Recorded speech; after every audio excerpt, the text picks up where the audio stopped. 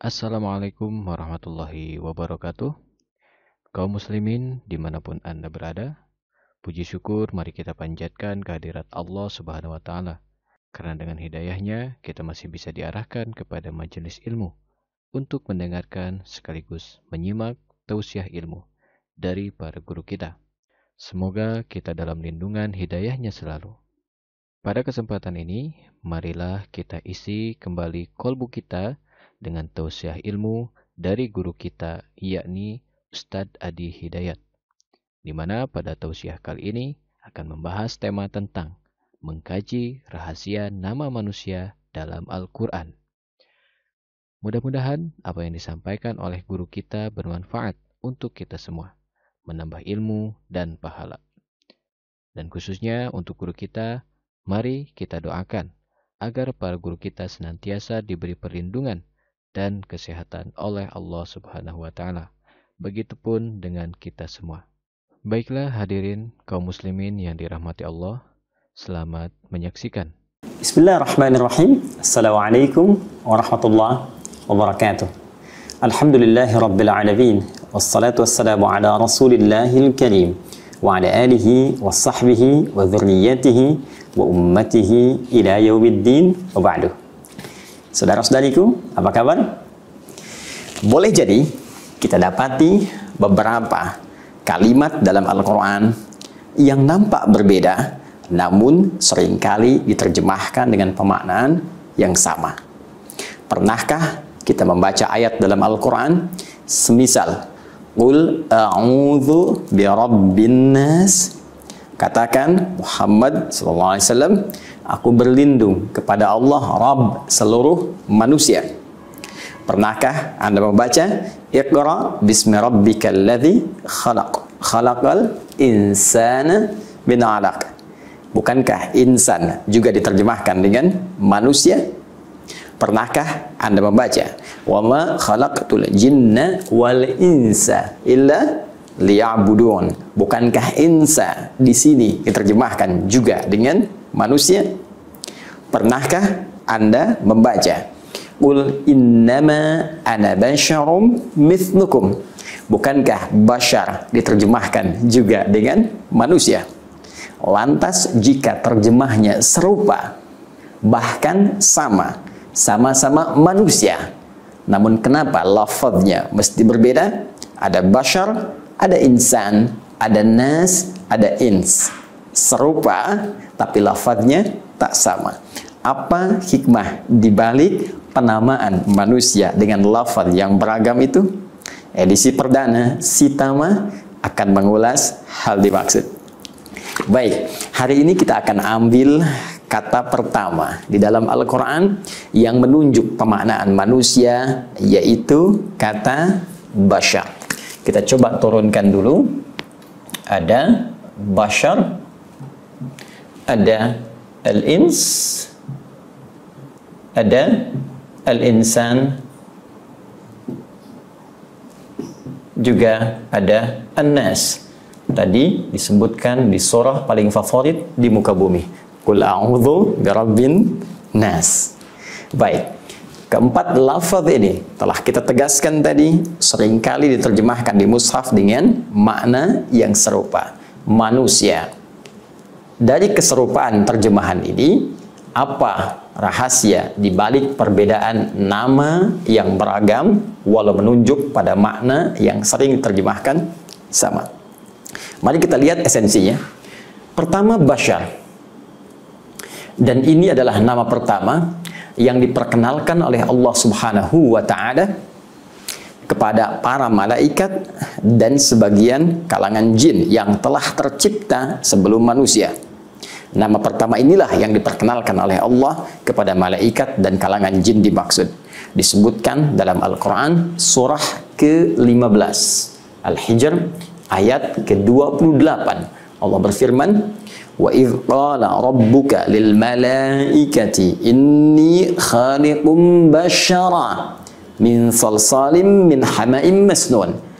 Muhammad SAW, ingatlah, pahamilah ketika Rabbmu menginfokan, menyampaikan kepada kalangan malaikat dan sementara jin yang hadir pada saat itu, bahwa aku akan mencipta makhluk baru yang bukan malaikat, bukan jin, tapi bashar.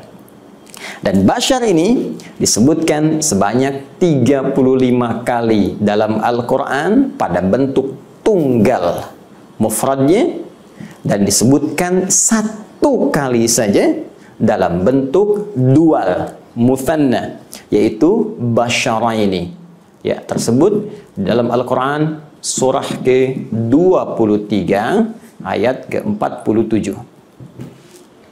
Baik, sekarang kita gali kedalaman maknanya. Kata basyar pada mulanya menunjuk pada makhluk yang secara fisikal tampil dengan tampilan yang elok, indah, dengan kulit yang halus, maka dinamakan dengan bashar. Di sini secara fisikal Allah ingin membedakan tampilan manusia dengan hewan, seakan-akan ingin menunjuk bahwa tampilan manusia sempurna, tampilannya indah, elok, kulitnya halus, walaupun ada perbedaan pigmen kulit yang disesuaikan dengan wilayah tempat dia tinggal, sesuai dengan cuaca yang ia rasakan, agar bisa menyesuaikan dengan iklim, beraktivitas nyaman di tempat dia hidup. Namun, kesemuanya memiliki tampilan kulit yang halus dan sempurna ciptaan fisiknya. Untuk itu Allah tegaskan dalam Al-Quran surah ke-95 itu, setelah bersumpah dengan 3 risalah kenabian, baik risalah Nabi Musa alaihissalam, Nabi Isa alaihissalam, bahkan Nabi Muhammad SAW puncaknya, wattini wazzaitun wa turi sinin wa hadzal baladil amin laqad khalaqnal insana fi ahsani taqwim. At-tin dan zaitun, tempat wilayah Nabi Isa dari mulai lahir sampai berdakwah. Wa turi sin, ya, bukit Tursina, Nabi Musa alaihi salam menerima wahyu. Wa hadzal baladil amin, Nabi Muhammad sallallahu alaihi wasallam diangkat mendapat risalah di Mekah, di negeri yang sangat terjaga. 3 risalah yang istimewa ini untuk bersumpah pada penekanan penciptaan manusia yang sempurna. Laqad khalaqnal insana fi ahsani taqwim. Kami ciptakan manusia dengan tubuh tampilan yang sempurna. Apa di antara kesempurnaannya? Bashar, berbeda dengan hewan. Kalau hewan kita dapatkan, Masya Allah, kalau nggak percaya pergi ke kebun binatang. Coba bandingkan kulit Anda dengan kulit badak. Bandingkan kulit Anda dengan kulit singa. Bandingkan kulit Anda dengan kulit kerbau. Kalau dikembalikan kepada kita, tampilan manusia lebih sempurna. Baik, namun juga bashar jangan lupa menunjuk kepada aspek kemanusiaan yang memiliki nafsu, ya, kecenderungan untuk makan, kecenderungan untuk minum, kecenderungan untuk berniaga, kecenderungan untuk menunaikan hal-hal hubungan seksual, biologis. Ini yang membedakan manusia dengan malaikat. Malaikat tidak makan, malaikat tidak minum, malaikat tidak berhubungan seksual, malaikat tidak berniaga. Karena itulah ketika Allah memperkenalkan pada malaikat dengan nama bashar, seakan-akan ingin menunjuk pada malaikat bahwa makhluk ini beda dengan kalian. Jika malaikat tak punya nafsu, karena itu ia selalu menunaikan perintah Allah dengan sempurna, tak bermaksiat, menunaikan tugas sesuai dengan tupoksinya. Quran surah ke-66 ayat yang ke-6. La ya'sunallaha ma amarahum wa yaf'aluna ma yu'marun. Malaikat mustahil berbuat maksiat dan akan mengerjakan tugas sesuai perintahnya saja. Pernahkah Anda mendengar malaikat Jibril korupsi ayat? Tidak. Pernahkah Anda mendengar malaikat maut misalnya sengaja bertukar tugas dengan malaikat Ridwan, atau malaikat misalnya Malik, atau malaikat misalnya Mikail? Tidak. Kenapa? Karena semua memiliki jalur yang sempurna dengan sifat takwa yang Allah turunkan. Manusia beda. Manusia diisyaratkan memiliki nafsu. Walaupun hewan memiliki nafsu, tapi manusia tidak sama. Manusia tidak sama dengan hewan. Dari segi tampilan dan dari segi kontrol kehidupan. Apa hikmah yang ingin Allah sampaikan di antara penamaan yang dimaksudkan ini? Pertama, Allah ingin menegaskan tidak ada manusia yang sempurna. Tidak ada manusia yang seperti malaikat. Karena itulah Allah melarang seorang manusia mengkultuskan manusia lainnya sekalipun manusia itu diutus oleh Allah dengan risalah seperti nabi dan rasul. Karena itulah Nabi Muhammad SAW pernah menegaskan dalam Al-Quran surah ke-18 ayat 110 itu, Qul innama ana basyarum mithlukum. Katakan Muhammad SAW, perintah Allah, katakan pada umatmu, aku pun manusia seperti kalian. Jangan kultuskan aku, perintah dari Allah. Karena diduga nanti ada orang-orang yang ketika melihat Nabi membawa mukjizat, sebelum Nabi Muhammad ada Nabi Isa bisa menghidupkan orang mati dengan izin Allah Subhanahu wa taala. Nabi Musa bisa membelah lautan dengan tongkatnya dengan izin Allah Subhanahu wa taala. Nabi Ibrahim bahkan bisa menghidupkan burung-burung yang mati yang telah dicincang dengan izin Allah Subhanahu wa taala. Jangan sampai ketika engkau melihat mukjizat itu atas izin Allah yang menguatkan kerasulan mereka, namun engkau alih tafsirkan dengan pengkultusan sehingga engkau bisa saja menjadikan Isa melampaui batas-batas kenabiannya. Mungkin engkau akan menduganya sebagai lebih daripada nabi, ada yang menjadikan Tuhan, ada yang menjadikan lebih daripada itu, ada yang bahkan menaikkan derajatnya lebih dari sisi kemanusiaan dan tugas kerasulannya. Apa kata Nabi? Nabi meneruskan perintah Allah, yuha ilayya, aku manusia seperti kalian, cuma bedanya aku diberikan wahyu. Jadi hikmah yang pertama, penamaan Bashar ini memberikan kesan kepada kita bahwa satu, ikuti petunjuk para rasul, tapi jauhi pengkultusan setiap manusia, baik dari kalangan rasul ataupun orang-orang soleh. Bukankah bencana pertama yang menjadikan manusia beralih dari penghambaan kepada Allah Subhanahu wa taala saat sementara kalangan masyarakat mengkultuskan orang-orang soleh? Mari kita lihat Quran surah ke-71, surah Nuh ayat yang ke-23, ketika Nabi Nuh alaihi salam mulai ditugaskan oleh Allah dengan risalah pertama, mengajak kalangan masyarakat untuk kembali kepada Allah, menyembah Allah secara hanif dengan cara yang benar. Maka apa respon mereka ketika mereka menjawab risalah Nuh alaihi salam itu? Wa qalu la tadharunna alihatakum wa la tadharunna wadda wa la suwa'a wa la yaghutha wa ya'uqa wa nasra. Apa jawab mereka? Dan mereka berkata, jangan tinggalkan Tuhan-Tuhan yang biasa kalian sembah, Tuhan-Tuhan yang biasa disembah. Siapa mereka? Allahu Akbar. Wala tadharunna wadda wala suwa'a, wadda suwa wala yaghutha, yaghuth, ya'uq, nasra.